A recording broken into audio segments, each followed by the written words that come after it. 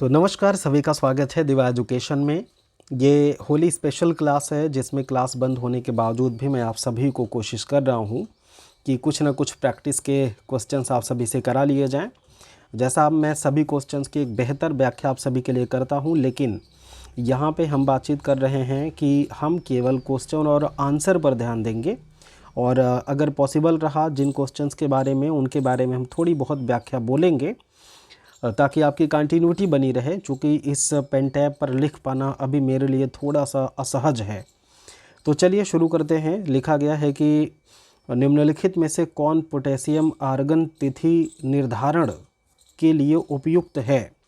अच्छा, इनमें से एक चीज़ ध्यान रखिएगा कि जब इनके तिथि निर्धारण की बात कर रहा हो तो तिथि निर्धारण का सीधा सीधा आशय यह है कि कैसे हम ये पता लगा सकते हैं कि जो पोटेशियम आर्गन है उसकी तिथि का निर्धारण किया जा सकता है। जैसे आपने C14 का नाम सुना होगा। C14 को हम कार्बन डेटिंग कहते हैं, लेकिन यहाँ पे लिखा क्या गया है, पोटेशियम आर्गन तिथि निर्धारण। तो यहाँ पे आपके सामने पहला ऑप्शन है जली हुई मिट्टी का, दूसरा है बसाल्ट, जली हुई हड्डी और मृदभांड। तो इनमें से हम किसका यूज़ कर सकते हैं। एक्चुअली में पोटेशियम आर्गन तिथि निर्धारण के लिए इनमें से दूसरा ऑप्शन सबसे सटीक होगा, जिसे आप बेसाल्ट या बसाल्ट कह सकते हैं। इसके संदर्भ में हम इसे जो ये पोटेशियम आर्गन डेटिंग है, ये तो कार्बन डेटिंग ना, C14 का कार्बन डेटिंग है। लिबार्ड लिब्बी ने जिसको खोजा था, तो ये लिबार्ड लिब्बी का C14 है, लेकिन ये पोटेशियम डेटिंग की खोज 1950 ईस्वी में होती है। और इस पद्धति के विकास में हम कह सकते हैं कि जो भी ऐसे पदार्थ हैं जो आर्गन पोटेशियम को हम ये आइसोटोप के रेडियोधर्मी 6 उत्पादों के रूप में उसका मापन करते हैं और उससे हम किसी भी वस्तु के लिए पोटेशियम आर्गन के आधार पर उसके तिथि का निर्धारण कर सकते हैं। तो ऑप्शन इसमें से बी करेक्ट होगा। चलिए दूसरे सवाल की तरफ। तो दूसरा सवाल क्या है देखते हैं। दूसरा सवाल है मार्टिमर व्हीलर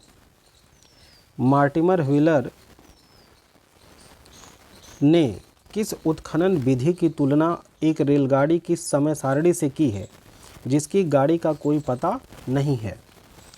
शैक्षिक उत्खनन की विधि, दूसरा है क्षैतिज उत्खनन की विधि, और तीसरा है समानांतर उत्खनन की विधि, चौथा है चतुष्पाद उत्खनन की विधि। जब हम एंशिएंट हिस्ट्री पढ़ते हैं और हम ये जानते हैं कि उत्खनन के द्वारा ही मानव के प्रयोग में लाई गई वस्तुओं का, सामग्रियों का किस तरह से प्रयोग किया गया है, उसके बारे में हम जानकारी प्राप्त कर लेते हैं। और इस संदर्भ में आपसे, जैसे यहाँ जो देखिए पहला ऑप्शन क्या है, शैक्षिक लिखा है। शैक्षिक का एक सीधा सीधा मतलब होता है, जैसे जब आप मिट्टी का आप उत्खनन करते हैं या खुदाई करते हैं, यहाँ दो प्रोसेस को आप फॉलो कर सकते हैं। एक होता है जिसे हम वर्टिकल कहते हैं, दूसरा कहते हैं जिसे हॉरिजॉन्टल। तो जब आप किसी चीज़ का हॉरिजॉन्टल खुदाई करते हैं तो उससे अलग चीज़ें बनती हैं। जब आप किसी का वर्टिकल खुदाई करते हैं तो उससे अलग, मतलब क्षैतिज उत्खनन करते हैं तो उससे अलग जानकारियाँ मिलती हैं। यहाँ पे कहा जा रहा है कि ये जो रेलगाड़ी की तरह से तुलना की गई है, ये वर्टिकल मेथड की बातचीत की गई है, और वर्टिकल का हिंदी रूपांतर ही होता है शैक्षिक उत्खनन। तो ऑप्शन ए इसमें करेक्ट होगा और इसी के बारे में ही मार्टिमर व्हीलर ने बातचीत की है। अगला सवाल है, निम्नलिखित में से कौन सा सुमेलित नहीं है। अवध इन रिवोल्ट,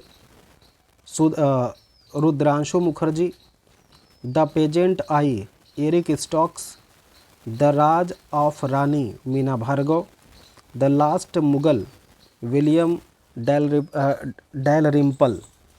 ये कुछ पुस्तकें हैं और पुस्तकों को लिखने वाले राइटर हैं।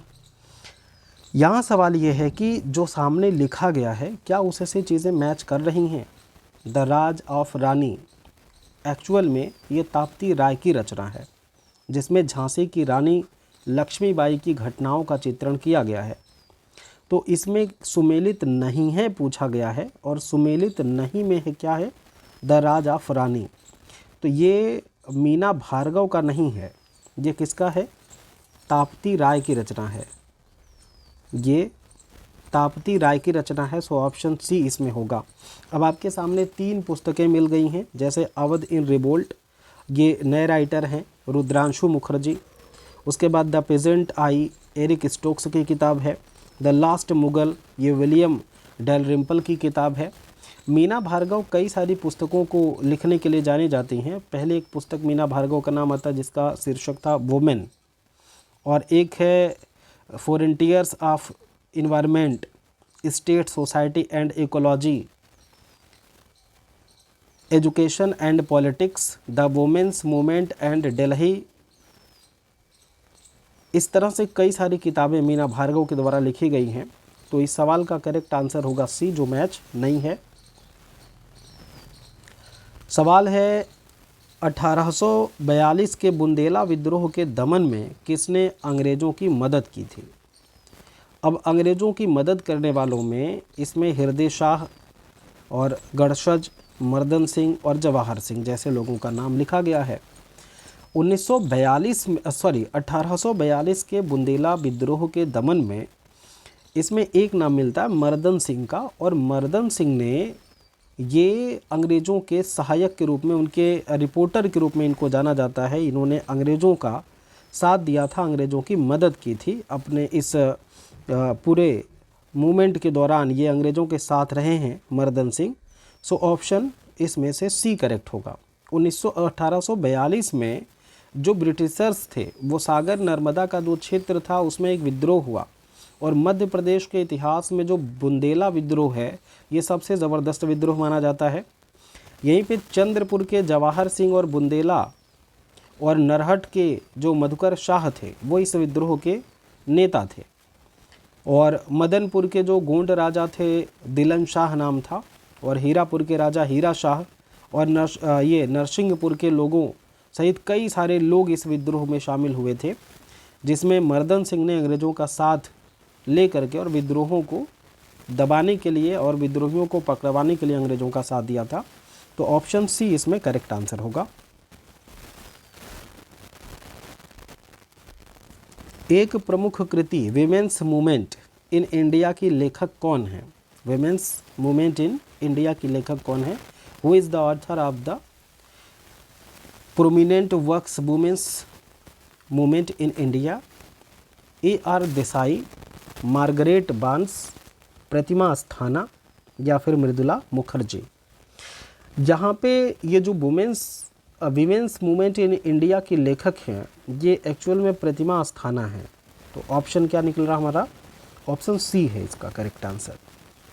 इन्होंने महिला आंदोलन को एक नई पहचान देते हुए नारी उत्थान को सबसे ऊपर मानती हैं, और इसी तरह से इन्होंने विमेंस मूवमेंट इन इंडिया अपने पुस्तक में इसके बारे में खूब डिटेल से जानकारी दी है। A.R. देसाई जो हैं, जिनको हम अक्षय रमणलाल देसाई के नाम से जानते हैं, यह वास्तव में एक समाज शास्त्री के रूप में जाने जाते हैं। यह एक समाज शास्त्री के रूप में जाने जाते हैं, एक समाज शास्त्री थे, और इन्हें एक मार्क्सवादी सामाजिक वर्कर के रूप में जाना जाता है।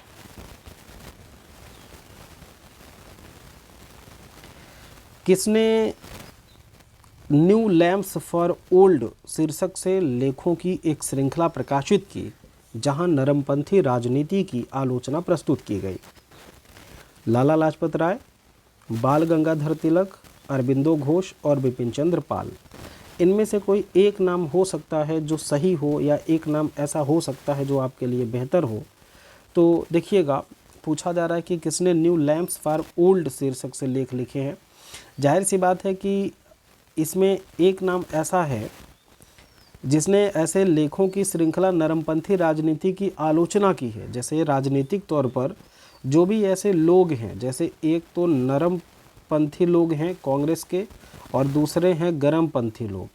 तो लाल बाल पाल को हम गरम नेता कहते हैं। इसके अलावा कांग्रेस के संस्थापक सदस्यों में जो शुरुआती नेता रहे हैं, उन लोगों ने अंग्रेजी नीतियों के खिलाफ जा कर के ऐसा कोई कदम नहीं उठाया जिससे उनको लोग सक्रियता के रूप में समझें। वो लोग अंग्रेजी नीतियों के प्रति समर्थक रहे हैं। तो ऐसे में अरबिंदो घोष ने अपने लेख में न्यू लैम्प्स फॉर ओल्ड शीर्षक से एक श्रृंखला प्रकाशित की थी जिसमें आलोचना की गई थी, और अरबिंदो घोष के द्वारा ये टाइटल दिया गया था। और इसका जो प्रकाशन है न्यू लैम्प्स फॉर ओल्ड, इसका प्रकाशन 1893 ईस्वी में किया गया था। यह एक महत्वपूर्ण बात है। कहते हैं कि अरविंद घोष या अरबिंदो घोष एक दार्शनिक और एक योगी के रूप में, एक कवि के रूप में, एक राष्ट्रवादी व्यक्तित्व के रूप में इनको जाना जाता है। शुरुआत में ये राजनीतिक तौर पर सक्रिय तो रहते हैं, लेकिन बाद में जब इनको कई सारे लूट और इत्यादि चीज़ों में गिरफ्तार किया गया तो उसके बाद इन्होंने 1926 में अरबिंदो आश्रम की इन्होंने एक स्थापना की थी जाकर के पांडिचेरी में, जिसका नाम था ओरोविले। तो बाद में ये संत हो जाते हैं। शुरू में राष्ट्रवाद से जुड़े रहे, एक बहुत अच्छे क्रांतिकारी के रूप में भी हम अरबिंदो घोष को जानते हैं। सवाल है, भारत में मुगल साम्राज्य की नींव रखने वाले बाबर के संबंध में कौन से कथन असत्य हैं? अब इनमें से कोई एक बात ऐसी हो सकती है जो असत्य हो सकती है, तो मैं केवल ऑप्शन आपको दिखा रहा हूँ। सवाल पूछा गया कि बाबर के बारे में असत्य कथन कौन सा है। बाबर का जन्म 14 फरवरी 1483 को काबुल में हुआ था। दूसरा ऑप्शन है, बाबर ने 11 वर्ष की अल्पायु में ही फरगना का राज्यभार ग्रहण कर लिया था। बाबर ने अपने जीवन काल में 3 बार समरकंद जीता और तीनों बार उसके हाथ से समरकंद निकल गया। बाबर ने उज़्बेकों से तुलगमा पद्धति का प्रयोग करना सीखा था। अब इसके व्याख्या में अगर आप जाएंगे तो आप ये जानते हैं कि बाबर का जो जन्म है 14 फरवरी 1483 को तो हुआ है, लेकिन क्या काबुल में हुआ है? तो बोले नहीं हुआ है काबुल में। फिर कहाँ हुआ है? इसका जन्म हुआ था फरगना में। कहाँ हुआ था? फरगना में जन्म हुआ था। तो पहला ऑप्शन गलत हो गया, बाकी 3 शेष सही हैं। तो ऑप्शन ए करेक्ट आंसर होगा आपके लिए, जो कि वही गलत है, आपसे गलत ही पूछा गया है। सवाल है, निम्नलिखित युद्धों में से कौन सा युद्ध राष्ट्रों के युद्ध के नाम से जाना जाता है? अब देखो ये थोड़ा सा आपके लिए जटिल हो सकता है कि राष्ट्र युद्ध के रूप में किसको जानते हैं। लिपजिंग का युद्ध है, वाटरलू का युद्ध है, या बोर्नेडो का युद्ध है, या फिर महाद्वीपीय जो संग्राम हुआ था वो है।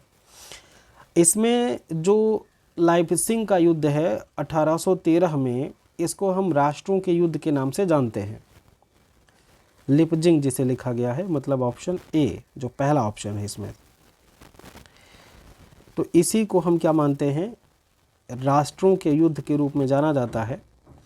और ये जो युद्ध है ये अक्टूबर 1813 में लड़ा गया था, जिसमें लगभग 60,000 सैनिकों ने हिस्सा लिया था। और ये पहला विश्व युद्ध जो था उसके पहले माना जाता है कि यूरोप की सबसे बड़ी लड़ाई के रूप में इसको आप जानते हैं। मार्टिन लूथर द्वारा जर्मन भाषा में अनुवादित बाइबिल जानी जाती है किस नाम से? सितंबर टेस्टामेंट के नाम से, ओल्ड टेस्टामेंट के नाम से, न्यू टेस्टामेंट के नाम से, या फिर ऑन मोनास्टिक वोज के नाम से? मार्टिन लूथर जर्मनी भाषा में बाइबिल सितंबर टेस्टामेंट का अनुवाद किया था। तो इसमें जो टेस्टामेंट है मतलब सितंबर टेस्टामेंट, ऑप्शन ए करेक्ट होगा।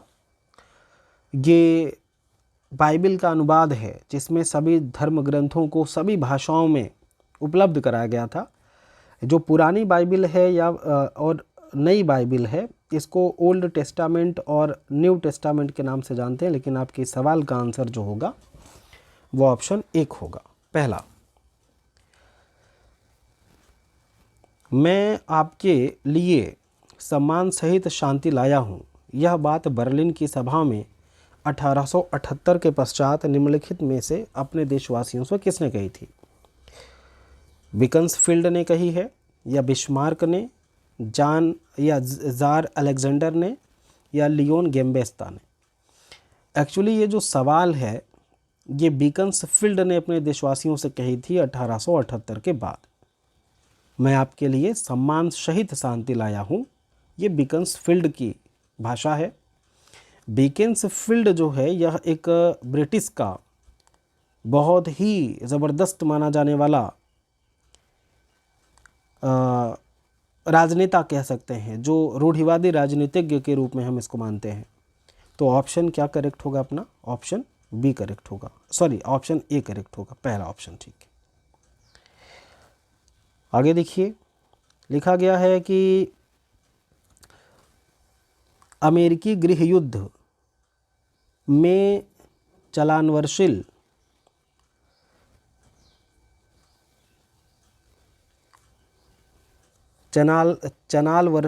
चनाल्सविल की जो लड़ाई है निम्नलिखित के मध्य लड़ी गई थी। किसके किसके मध्य लड़ी गई थी? चनाल्सविल की जो लड़ाई है, कौन कौन इसमें है? अमेरिकी गृह युद्ध की बात हो रही है और ये मैकलेनन और जोसेफ जोन्सटन के बीच में लड़ी गई लड़ाई थी। तो ऑप्शन इसमें से करेक्ट होगा क्या? सेकंड वाला। सवाल है, राजतरंगड़ी कश्मीर की रानियों में किसका उल्लेख नहीं मिलता है? जो राजतरंगड़ी है, राजतरंगड़ी में कश्मीर की रानियों में किसका उल्लेख नहीं मिलता? चूँकि आप जानते हैं कि ये जो राजतरंगड़ी है ये कश्मीर के इतिहास के बारे में एक बहुत अच्छा दस्तावेज़ माना जाता है कि यहाँ कश्मीर के बारे में बेहतर जानकारियाँ हमें मिलती हैं। कश्मीर का जो इतिहास है उसके बारे में क्रमिक जानकारी मिलती है। यहाँ पे राजतरंगड़ी में कश्मीर की रानियों में यशोमती का उल्लेख नहीं मिलता है। बाकी इससे रिलेटेड कई सारे लोगों के बारे में जानकारी उपलब्ध होती है। जैसे जो यशोमती हैं ये मालवा के शासक यशोवर्मन की पुत्री हैं। ये मालवा की रानी हैं, मालवा के मतलब यशोवर्मन की पुत्री हैं, जिनका विवाह थानेश्वर के प्रभाकर वर्धन से किया गया था और इनके बारे में इसमें जानकारी नहीं मिलती है। जबकि दिद्दा जो यहाँ पे ऑप्शन सी में दिख रही, दिद्दा ये कश्मीर के क्षेमगुप्त की पत्नी थी और कश्मीर की सबसे शक्तिशाली महिला के रूप में जानी जाती हैं। लगभग 50 वर्ष इन्होंने शासन किया और लोहार वंश के जो राजा सिंहराज हैं की पुत्री और काबुल के हिंदू शाही शासक भीम शाही की पौत्री के रूप में दिद्दा को जानते हैं। एक नाम लिखा होगा यहाँ पे सूर्यमती का। ये लोहार वंश के संस्थापक संग्राम राज की पत्नी थी। इनके बारे में भी राजतरंगड़ी जानकारी देता है। जो सुगंधा हैं ये कश्मीर के उत्पल वंश की शासिका थी, उत्पल वंश से रिलेटेड हैं। सवाल पूछा क्या गया है कि राजतरंगड़ी में कश्मीर की किस रानी का उल्लेख नहीं है, तो आंसर के रूप में क्या मिलेगा? Option D. अगला सवाल है कि किन राष्ट्रकूट राजाओं ने उत्तर भारत का अभियान किया था? इनमें से कौन सा ऐसा राजा है जो नॉर्थ की तरफ साम्राज्य विस्तार के लिए आगे बढ़ता है? तो अब इसमें से देखिए, जैसे अगर आपसे इस तरह से प्रश्न पूछा जाए कि किसने उत्तर भारत की तरफ अभियान किए थे, तो सबसे पहली चीज़ तो इसमें जो ध्रुव हैं इन्होंने भी उत्तर भारत में अभियान किया। और इंद्र के बारे में, ये इंद्र द्वितीय तृतीय नहीं, केवल इंद्र हैं, इंद्र ने भी अभियान किया था। और एक नाम मिलता गोविंद का, सिंपल गोविंद हैं या गोविंद तृतीय के नाम से जानते हैं इनको। ये गोविंद तृतीय हैं, गोविंद तृतीय ने भी किया था। ये सबसे जो जैसे ध्रुव थे उत्तर भारत से लौट आने के बाद वसराज ने जो नागभट्ट के जो पुत्र, ये वसराज के पुत्र नागभट्ट द्वितीय थे, वो मालवा पर अधिकार कर लेते हैं। जो कन्नौज और मालवा को लेकर के संघर्ष चल रहा था, कन्नौज पर अधिकार को लेकर के जो त्रिपक्षीय संघर्ष चल रहा था, ये सवाल उसी से जुड़ा हुआ है। तो करेक्ट ऑप्शन होगा इनमें से ये सभी, अर्थात ऊपर के सभी लोगों ने उत्तर भारत की तरफ अभियान किया था। निम्न में से किस ग्रंथ में कहा गया है कि स्त्री को अपने पति के पश्चात भोजन करना चाहिए? पूछा जा रहा है कि किस ग्रंथ में कहा गया है कि पति के भोजन ग्रहण करने के बाद ही पत्नी को भोजन करना चाहिए। अब इस तरह की बात का हालांकि मैं तो समर्थन नहीं करता व्यक्तिगत तौर पर, लेकिन ये है कि जब ग्रंथ में लिखे गए तो आपको पढ़ना ही पढ़ना है। ये बात कही गई शतपथ ब्राह्मण में। अब हो सकता है कि आप में से बहुत सारे लोग इस पक्ष के समर्थक हों, बट हम तो नहीं हैं। इसमें शतपथ ब्राह्मण में कहा गया है कि जब पुरुष भोजन कर ले और उसके बाद स्त्री को भोजन करना चाहिए। शतपथ ब्राह्मण शुक्ल यजुर्वेद को वाजस्नेयी संहिता के नाम से भी जानते हैं, और इसके जो एक प्राचीन विद्वान थे वो महर्षि याज्ञवल्क्य थे।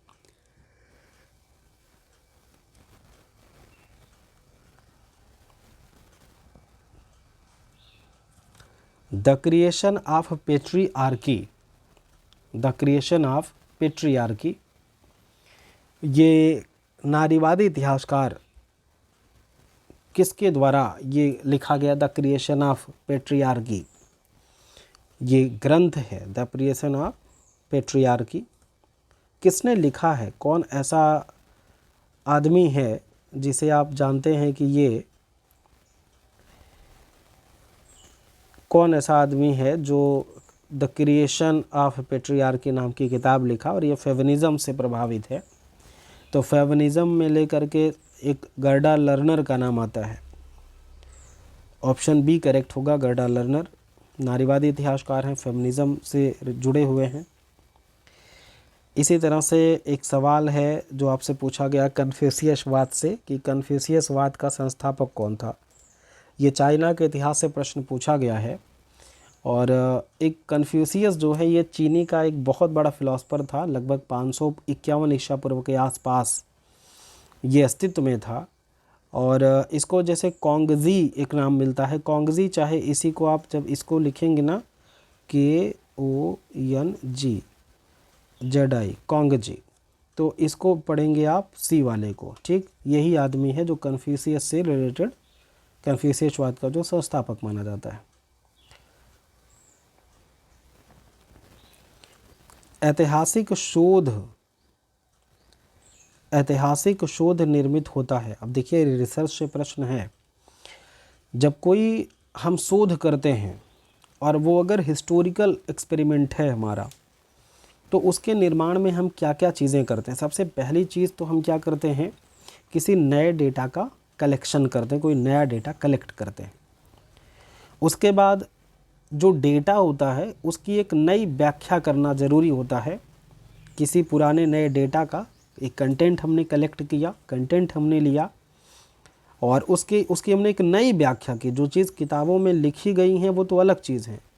तो शोध के लिए सबसे पहला काम होता है कि आप नया डाटा कलेक्ट करिए और उस डाटा की एक नई व्याख्या करिए, जैसी व्याख्या कोई पहले से न किया हो। और इस तरह के जो शोध के अंग हैं उसमें जैसे ज्ञान का जो क्षेत्र है वो किसी समस्या को सुलझाने के लिए प्रेरित कर रहा हो।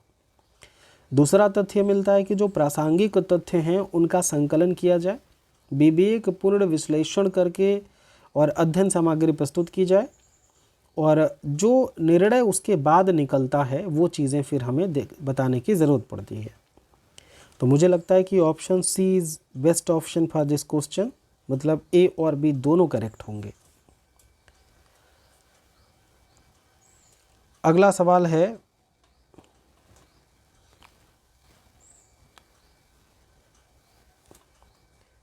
निम्नलिखित में से कौन अनुवर्ती क्रम का सही है? अनुवर्ती क्रम का सही है। अब अनुवर्ती क्रम के संदर्भ में जैसे विंध्यशक्ति हैं, प्रवरसेन, रुद्रसेन और पृथ्वीसेन, ये सब शासक हैं। अब सबका शासक का मतलब जैसे वाकाटक राजवंश जब आप देखेंगे तो 255 ईस्वी के समथिंग विंध्यशक्ति नाम के एक शासक के बारे में जानकारी मिलती है, 255 ईस्वी के आसपास।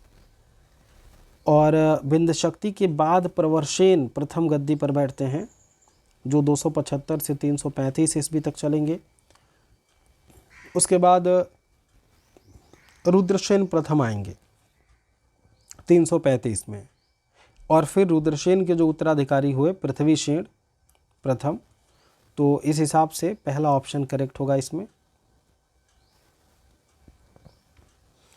सवाल है, राज्य के 7 अंगों में किसका उल्लेख नहीं है? जब हमने आपको पढ़ाया है कि सप्तांग सिद्धांत के बारे में जानकारी दी गई है और इसके संदर्भ में 7 अंग माने गए हैं राज्य के, तो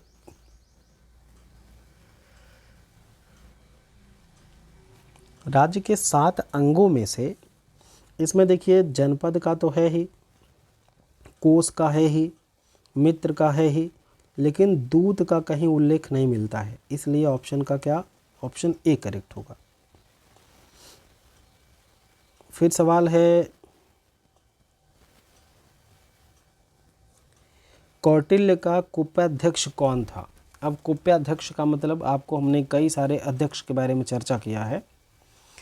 तो कौटिल्य के समय या कौटिल्य के अर्थशास्त्र में जो कुप्याध्यक्ष होता था वो वन पदार्थों का प्रबंधक होता था। और कुल 26 अध्यक्ष की चर्चा कौटिल्य करते हैं अपने ग्रंथों में, अपने ग्रंथ अर्थशास्त्र में। और मौर्यकालीन जो प्रशासनिक व्यवस्था है उसके बारे में डिटेल्स में जानकारी देते हैं। 18 तीर्थ और 26 अध्यक्ष की चर्चा करते हैं।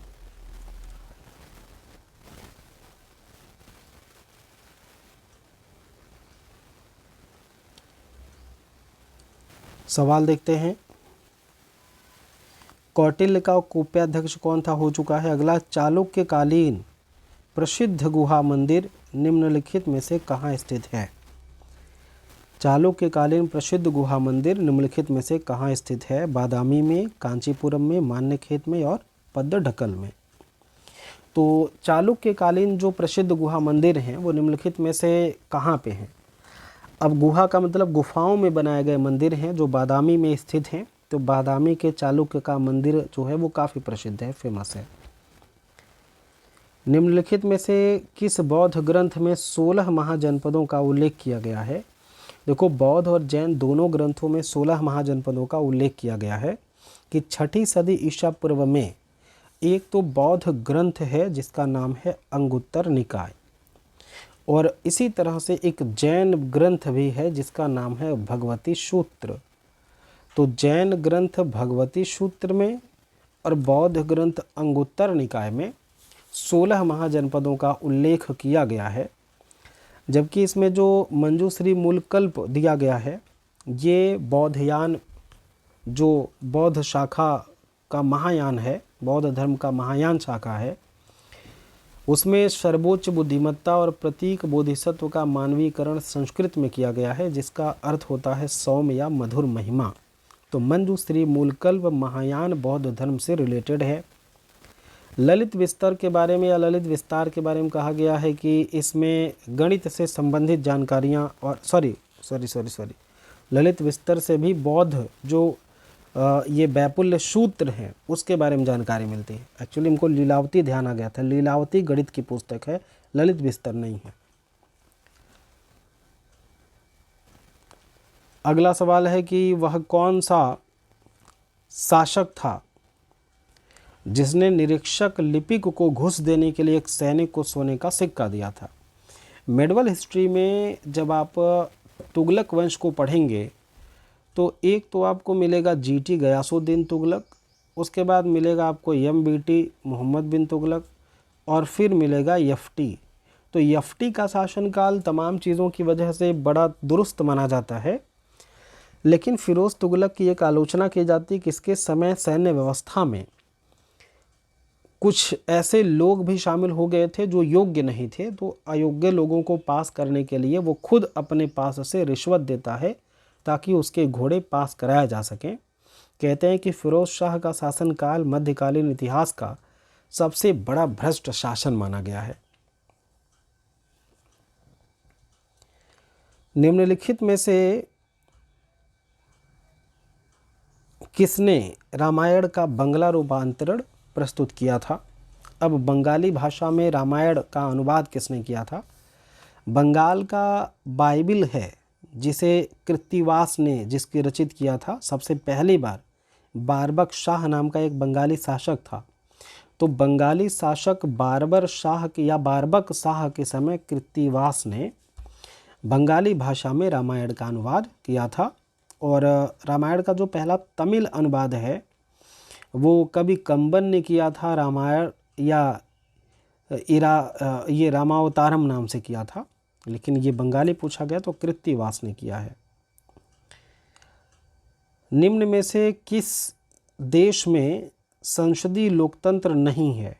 अब देखो ये सवाल इतिहास और पॉलिटी दोनों का मिक्स है, लेकिन फिर भी मैं आपको बता दे रहा हूँ कि उत्तरी कोरिया है, यहाँ पे संसदीय लोकतंत्र नहीं है उत्तरी कोरिया में। जैसे भारत हो गया यहाँ पे है, इंग्लैंड हो गया, फ्रांस हो गया, इन सब में संसदीय लोकतंत्र है। अगला सवाल है, समाज के चतुर्विध वर्गीकरण का विचार प्राप्त नहीं होता है, इनमें से कौन सा ऐसा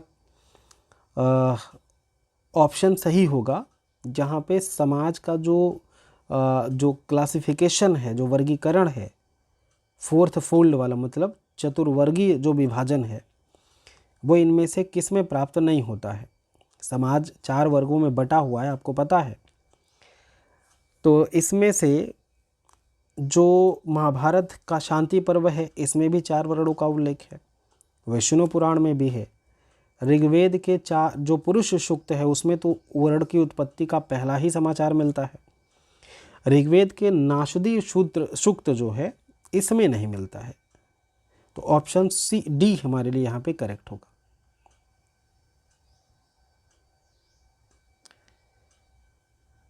सवाल है, राजतरंगड़ी में राजतरंगड़ी और कुमारपाल चरित में राजपूतों के कितने वंशों का उल्लेख किया गया है।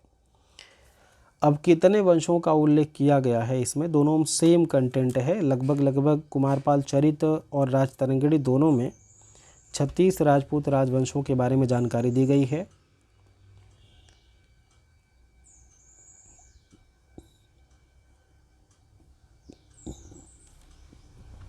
जीतल किसका मानक सिक्का था।